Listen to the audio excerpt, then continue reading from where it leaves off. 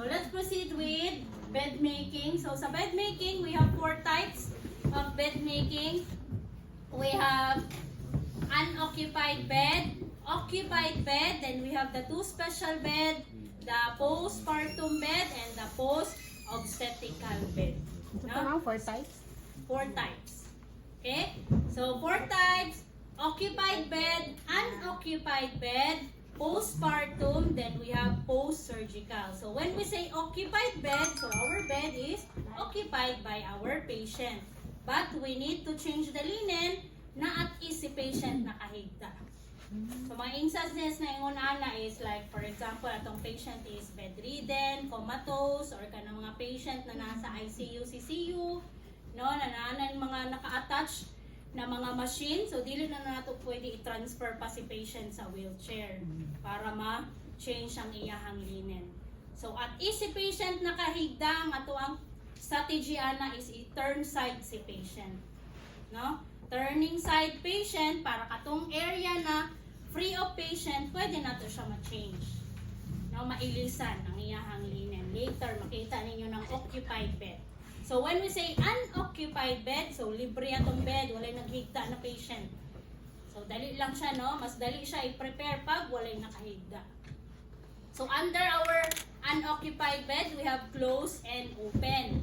So, when we say close, so ato ang top sheet or ato ang blanket, gitabunan si pillow. So, that's unoccupied closed bed. So, purpose for our unoccupied closed bed is to prevent contamination. So, dili ta mo tubag sa tong assessor na namatay ato ang patient. Wala pa gani patient, gipatay na. No? Mo jud na nahitabo sa assessment atong niaging adlaw. Oh, unsay purpose nganong close? Patay si patient. No? Nag-prepare pa gani mo linen, gipatay na si patient. Meaning, wala pa lang jud mo kabalo kung kano sa mo abot si patient, but to make sure na dili siya makontaminate, dili mahugawan yung linen na gi-prepare, i-close lang nato. Okay? So that's the purpose of our unoccupied closed bed. How about for our unoccupied open bed? So si top sheet, instead na tabunan ng unlan, abrihan, i-unfold siya, showing our pillow. So purpose po nganong natay unoccupied open bed is ready to receive your patient. Ready to be occupied by your patient. Any moment muhigda na diha si patient. So gi-prepare na, gi-open na siya. Para dali na lang ang paghigda ni patient. Okay? So that's the purpose of unoccupied open and unoccupied closed. Then for our 2 special bed, katong post-obstetrical. So when we say post-obstetrical, post-OB, postpartum, pareho ra na sila. No, lahi-lahi lang yung term. Ang meaning ana is nanganak inyong patient. Okay? Then for our post-surgical, post-operational, post-op patient, katunang mga patient na naoperahan. No, dagan kay sila term, no, tagtulo-tulo jud, pareho ra man ta nanganak. Anong di laman jud nanganak ang iingon? No, so i-familiarize nato na ang mga term kay basig kung mag-focus lang ta sa postpartum, munya post-OB ang kiingon sa inyong assessor. O sige, set up post-OB. O si post-OB. Kay postpartum ang permi madunggan. Okay? Post-OB, post-obstetrical, postpartum, pareho ra na sila, nanganak inyong patient. Pag post-operative or post-operational, post-surgical, post-op bed, so, naoperahan ninyo ang patient. Okay? So, materials needed for our bed making, of course, natay unlan pillow, pillowcase, we have draw sheet, we have rubber sheet, then we have top sheet, then bottom sheet. So, bottom sheet, top sheet, pareho ra na silag ng, no? Pareho ra po na silag size. So, top sheet, also known as blanket. Then, bottom sheet, also known as the cover for your mattress.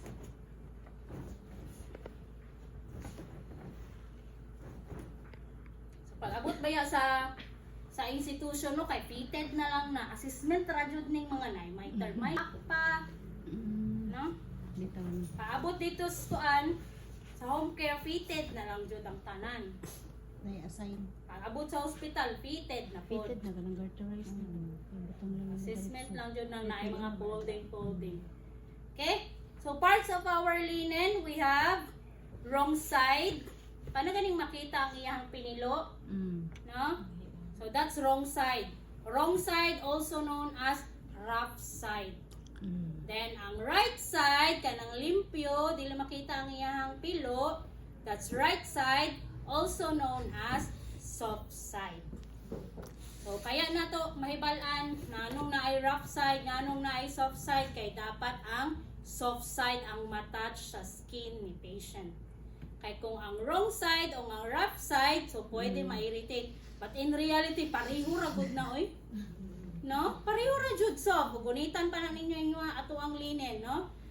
Gi-emphasize lang jud pag wrong side, rough side na siya, so dili dapat na makontak sa skin ni patient. No? Okay. It can cause of course irritation pag rough side ang ma-touch sa skin ni patient. Then aside from that, napatay hem. So asa na dapit ang hem? Kanang mga edges, kanang mga tumoy sa inyong linen, hem ang tawag ana. Hem sa upper part, hem sa foot part, hem sa head part, hem sa other side. Kani. Basta kanang mga kuan, edges sa linen, hem ang tawag ana. H-E-M. Okay? So same with top sheet. Pareho ra gyapon na sila og kuan o parts. Then ang rubber sheet na to, so wala na siya kaning wrong side, right side. Red side and the green side. Then hem gyapon ang tawagan na edges. Hem. Okay, so purpose for our rubber sheet is to protect our bottom sheet and mattress for any discharges. So meaning ang placement ni rubber sheet sa center. No, kay asa man tayong discharges ni patient, di ba dire?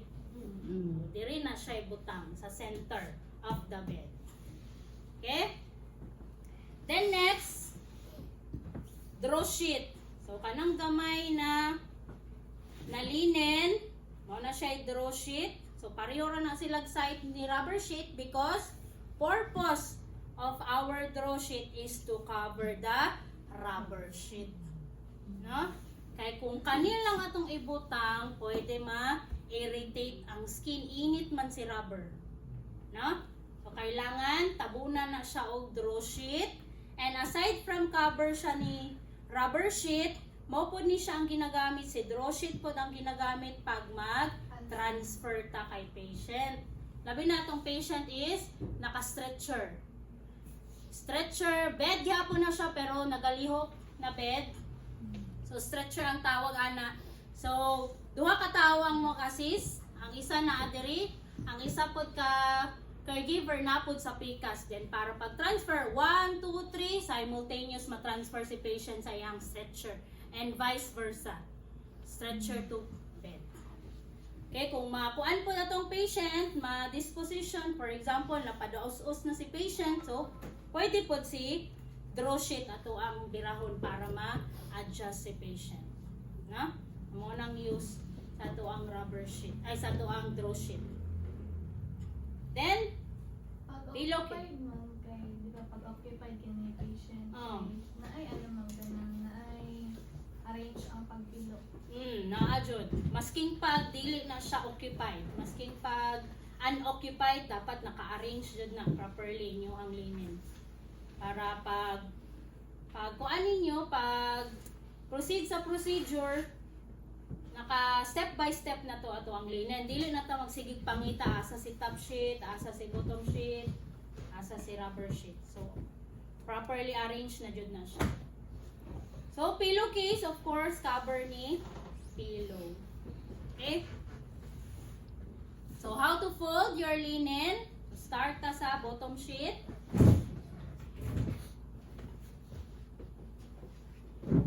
So bottom sheet will be fold wrong side up, no? Then lengthwise. So, lengthwise siya i-fold. Then, wrong side up, meaning, makita ang iyahang pilo. That's wrong side up.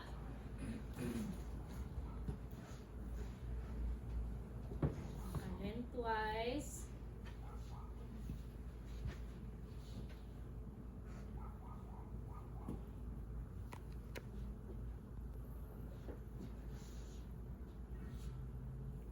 Then, pag human og first lengthwise, another lengthwise na pod.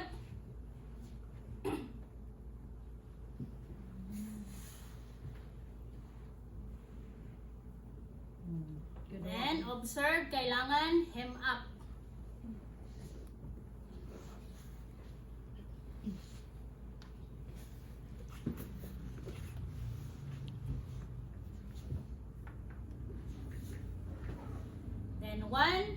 Then done with second lengthwise.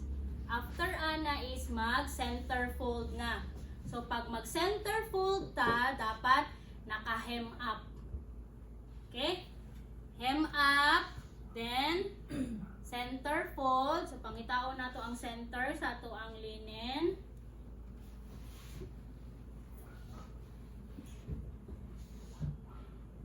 Then another side. Center fold.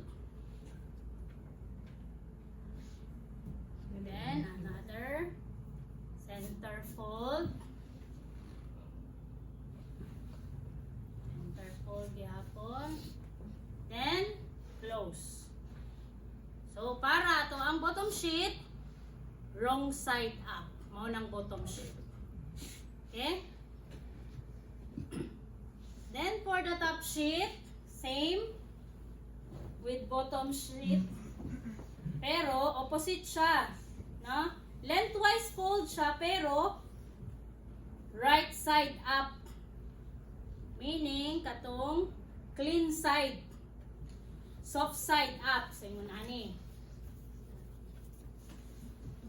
Same gihapon, lengthwise.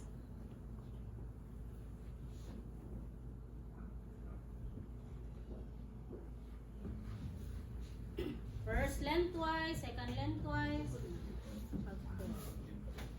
No, pareho lang jud iyang folding. Pero ang position kailangan right side up, top sheet. Opposite siya ni bottom sheet.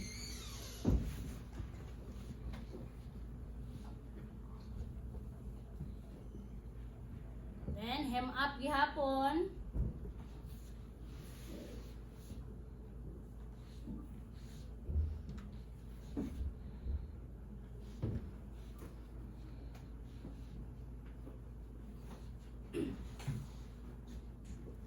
Center fold.